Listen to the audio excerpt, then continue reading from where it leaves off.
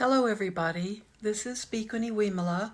It's Sunday morning, the 19th of April, and let's get the day moving with some time together, a short meditation and just a few words.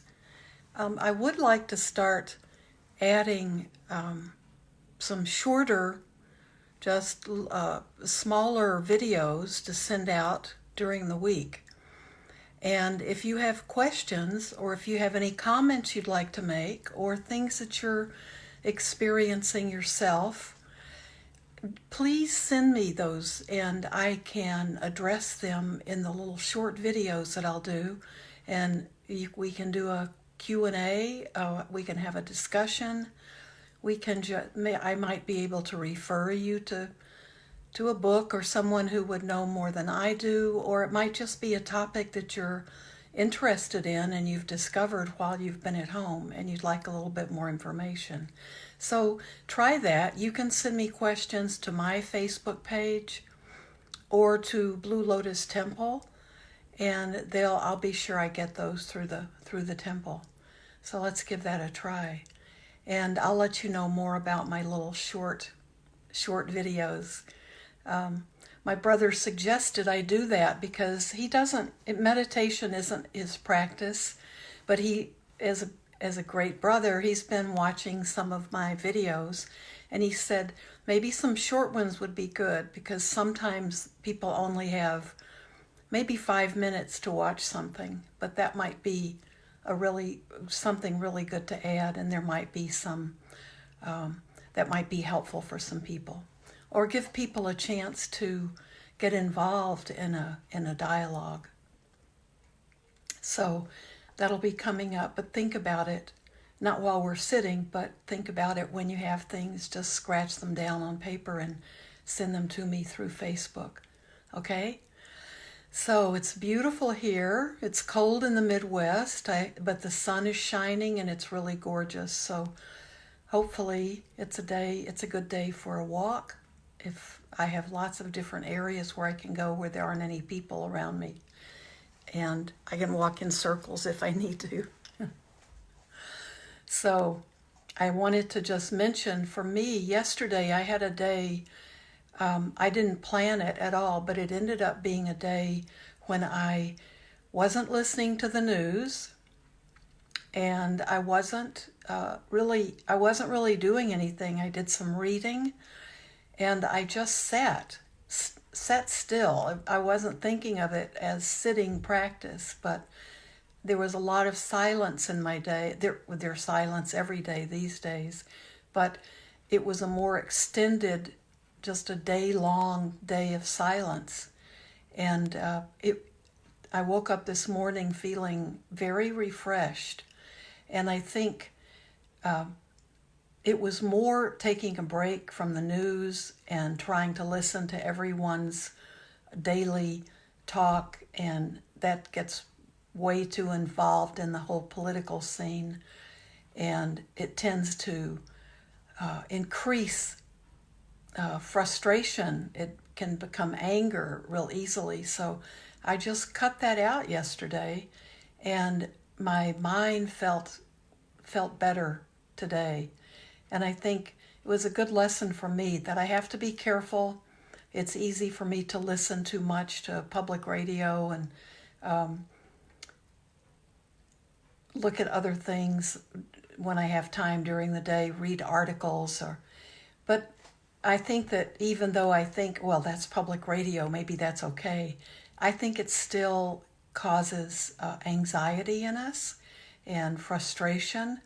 And we start thinking, oh, other people aren't taking this as seriously as I am, and what's that about? And it's better, I think, if we try to be in touch with what's going on in the bigger world, but we don't get absorbed in it. And I just had that as a personal experience of my own, that I do need to make a lot of my time being with myself and pick out important. There might be one thing I want to read about or watch, every day and then let a lot of it go. So that might be helpful for you if you feel like your stress levels are high. So why don't we sit? I think we still can work on patience, which is one of the 10 perfections. It's one of the last 10 qualities that the Buddha mastered before becoming a Buddha. And they're stories in the Jataka tales, and we call the 10 perfections. Those are those qualities. We're all developing and working on them, but we also can take we have a level of training where we can look at all of those qualities and put a lot of our energies into those 10. And number 6 on the list is patience, or khanti. And this is a very wonderful time if you're working on the 10 perfections, or some people will think of them as the bodhisattva vows. And training in those can just be in every moment of our lives. But I think this is a good time, especially at this period of our staying at home and staying away from others. This is an important time to not feel like we've got to rush it. Let's move too fast. Let's get back to work. Let's get out there buying things to help the economy and working to make the money to buy things to help the economy. I think it's time for us to especially breathe and slow down, and understand that patience can help us with the frustration we feel, and it can help us make it through things in the right timing and making decisions based on more than just our eagerness to be out and about. Okay? So think patience this week. So let's sit together. Be in a comfortable posture, but try to be in a posture that lets your back be straight. So if you're on the floor, you can be straight if you can stay awake. And I always tell people who say they fall asleep during meditation, this is a time when I think if you're having trouble sleeping, I'm really happy for you to use my meditation as a way to help you fall asleep. So don't worry about that. I know a lot of people have sleep issues these days. So you have my permission to fall asleep at any point. So be in your position that's comfortable, but letting you not be in too soft or too mushy of a chair, because you want to either be sitting upright or lying on your back, or you can be walking. Walking meditation is done slowly and not around. It's not like taking a walk or a hike, but it's often done. You could do it in your space. You can do it in a small space, and just make a little path and walk up and down. So find a posture that works for you. And gently close your eyes.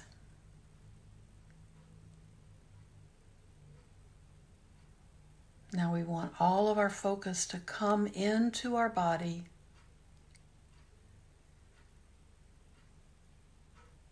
We always work with our body. Our body has our senses, our 5 senses, plus the mind, which is considered a 6th sense in Buddhist teachings. So those are all part of our physical body. So our body's very important to us. It's our interface with the world. Everything we know about the world, everything we think about the world, comes through us from our senses. So when we talk about bringing our focus into our body, that's what we're talking about. We're recognizing how all of our input comes from our 5 plus 1, our 6 senses.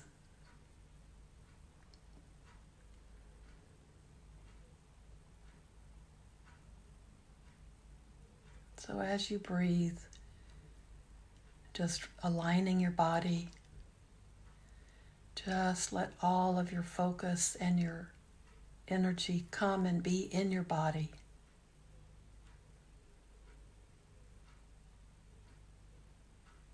Let your hands be resting comfortably either on the top of your upper legs, maybe palms down or palms up, either way.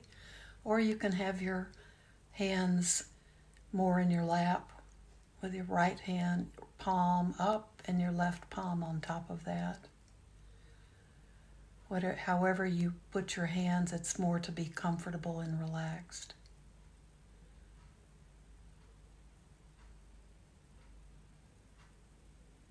Breathe through your nostrils.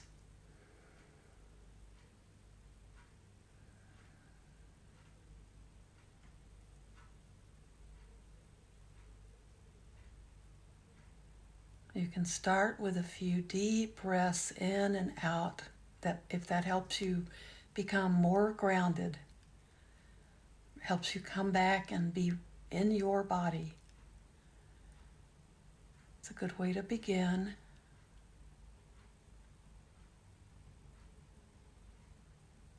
And I think it's good during this stressful period for the whole world if we try to breathe maybe a little bit deeper than we typically do. Now the longer we'll meditate, the softer our breath becomes, because we're not keeping our attention on deep breathing, these deep breaths. But I think it's a good way to begin because it reminds us that sometimes we're not breathing deeply enough during our day.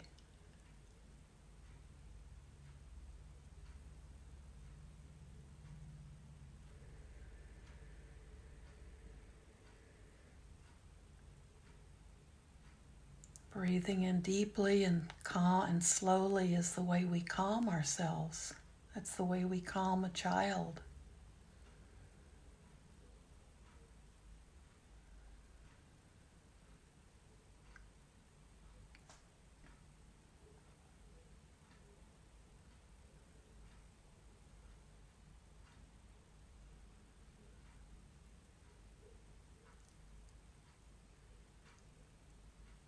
So remember that our mind is part of one of our senses, so that includes our thoughts.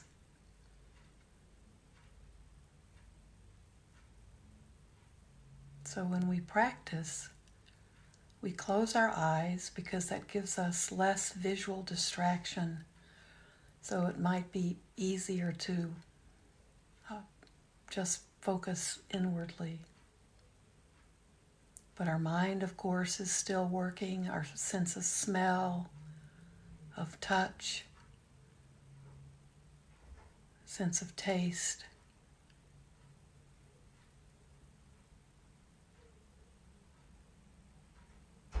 And when we practice, we'd like everything to be kind of perfect temperature, perfect comfort, perfect no noise. And that's not realistic. So we keep our senses open, but we don't let them sidetrack us. This is how we work with our thoughts. We know the thoughts are in our mind. Our brain continually is putting out thoughts in reaction to things, a reaction to memories, a reaction to our other senses and what's going on with them. So we've talked about letting those thoughts just come and go. They're there, we recognize them, but we're not feeding them with our attention. And we can watch them rise up, stay for a while, wanting our attention. And then when we make it clear that, no, right now we're not going to pay attention to you. I see you, I'm not ignoring you, but I'm not going to pay attention to you right now. then we can see that thought dissipate. It may come up another 2,000 times, but when we're practicing, we can decide. We use discernment. If our senses tell us that the building's on fire, we use discernment to decide, okay, I need to move and get out of the building. But when we know that we don't have to deal with a particular thought or all of our thoughts, we don't have to focus in on them and let our attention go to them, then we just see the thoughts coming and going. We see them rise and fall.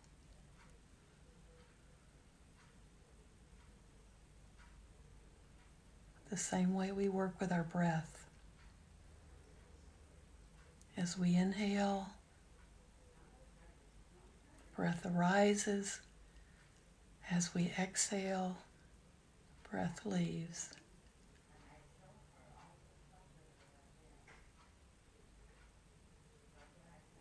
Now our other senses, our sense of hearing, our sense of smell, our sense of touch, are also active.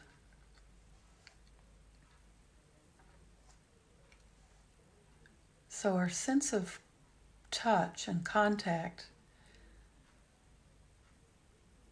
may tell us, this chair is too uncomfortable. I need to go find a pillow. I need to go find a softer cushion. I need to create a space. Maybe in my bedroom I can create a little space.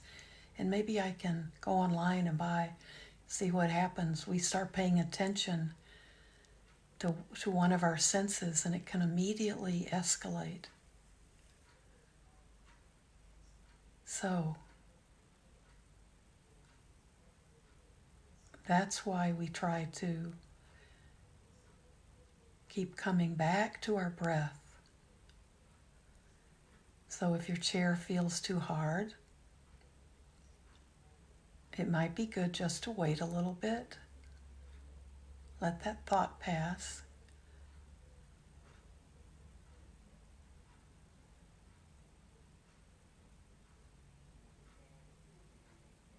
And if it keeps returning and you start to feel pain, then you may decide that you do need to shift maybe you're sitting on your hips the wrong way. Maybe that the lower part of your body is not seated correctly in the chair. So maybe you do need to shift your posture. So make that move. And then come back to your breath.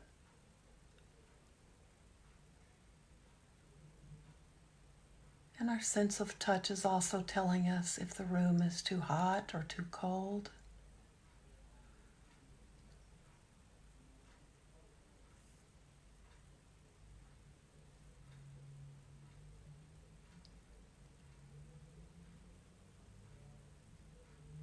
So we can learn to deal with those interruptions. They become distractions.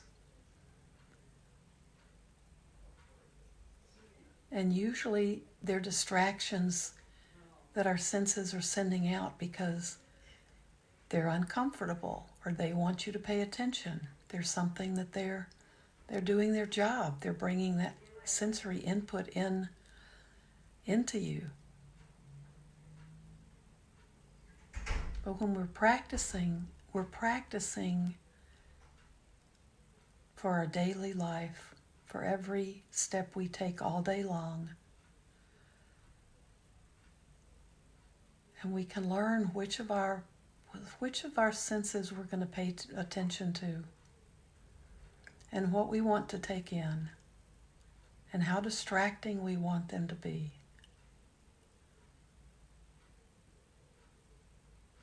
Otherwise, we can spend the entire day just responding to our senses.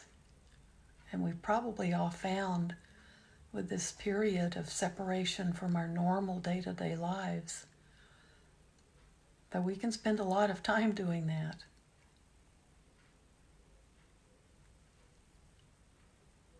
What do I want? What do I want? What do I want to do now? What do I want to, just a constant chase.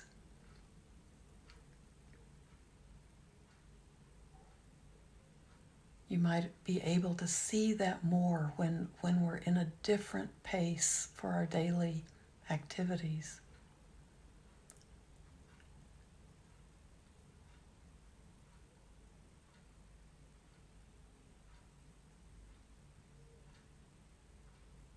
So the beauty of this practice is to just watch, just to observe yourself.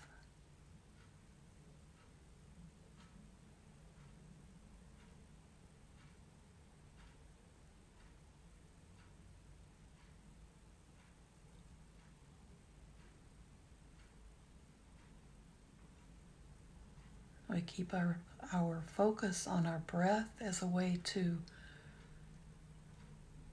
really have our attention in one area.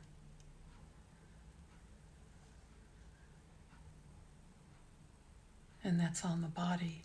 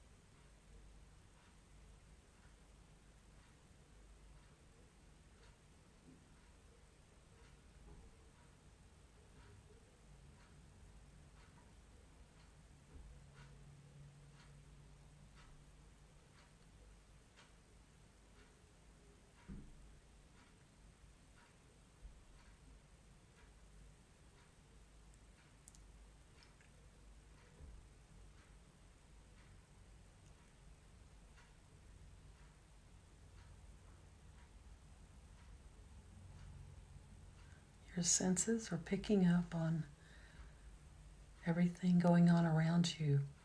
And we can just be okay with that. You may be in a noisy room.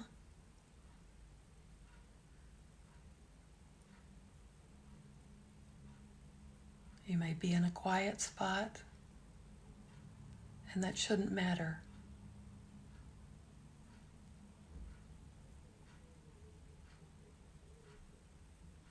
This practice is about always coming back to our breath.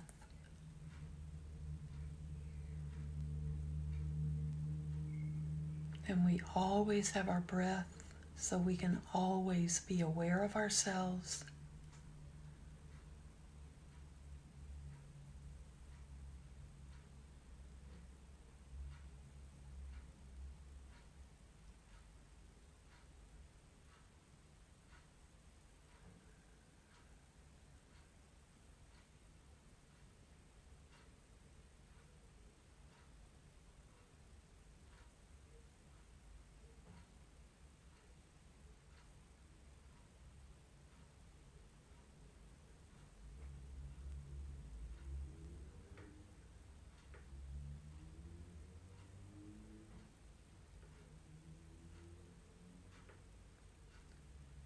Let's practice a few minutes of loving kindness.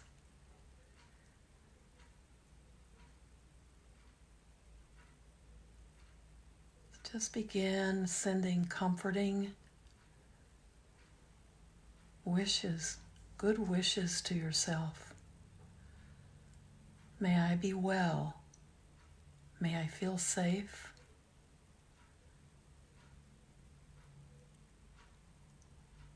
May I be content. May I be at peace.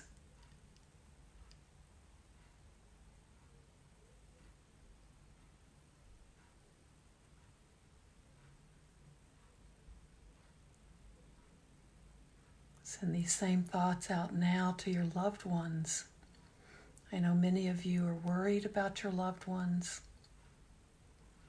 We all are. You may not be able to be with them. They may be sick.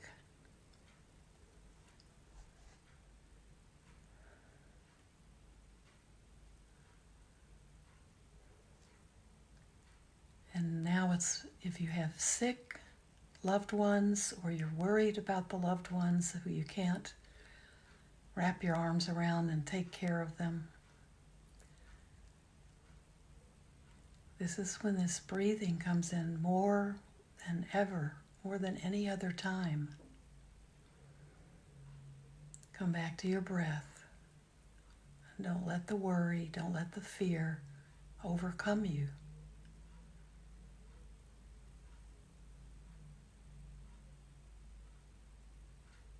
Come back to your breath. Focus on your breath.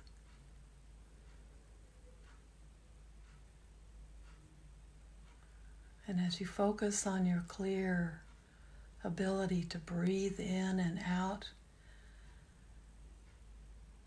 that's a perfect time to be thinking about others.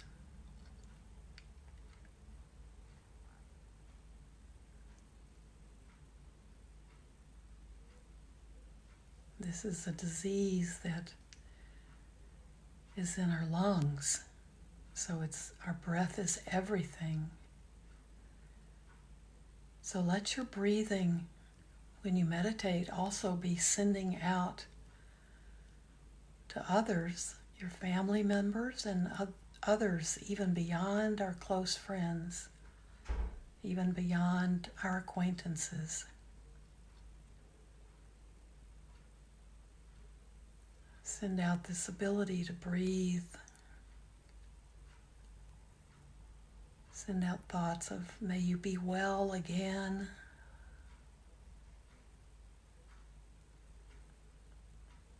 May you be able to breathe deeply.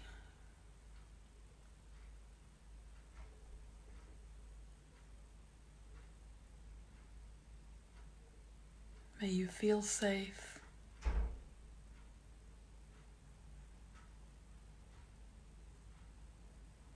And may you be able to be filled with peace.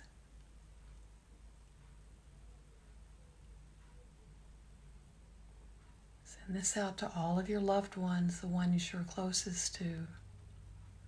Then allow it to move out, to go out to everyone who is on this planet, who is working with overcoming fear. Send it out to all of those who are fearful right at this moment, who may be sick, who may have loved ones who are sick.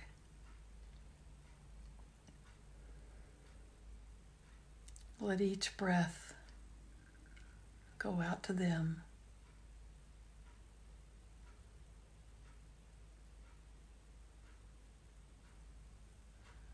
As you breathe out,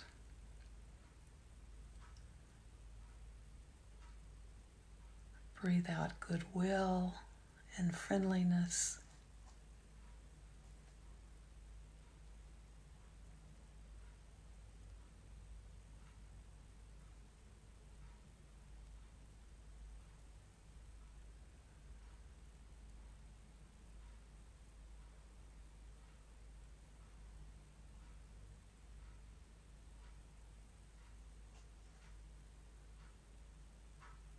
And now also send out this same beautiful breath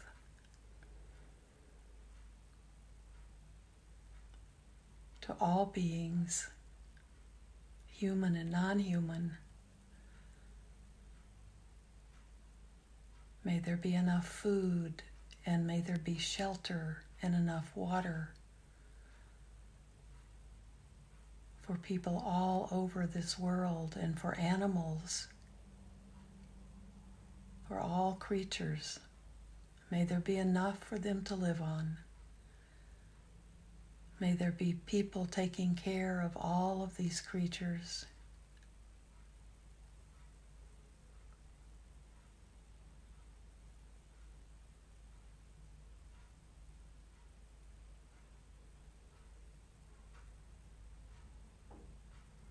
Just let your heart keep opening.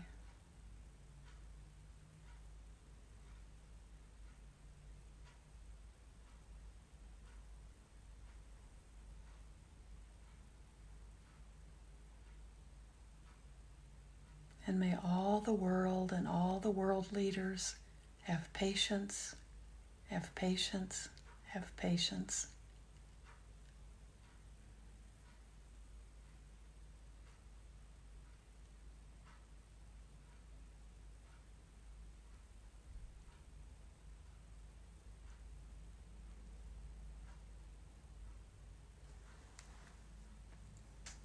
Now just open your eyes when you're ready, or if you want to keep sitting and practicing, certainly go ahead. But I'll sign off for now. May peace be with you. May you be well. May you be content. And may you be filled with peace. Thank you.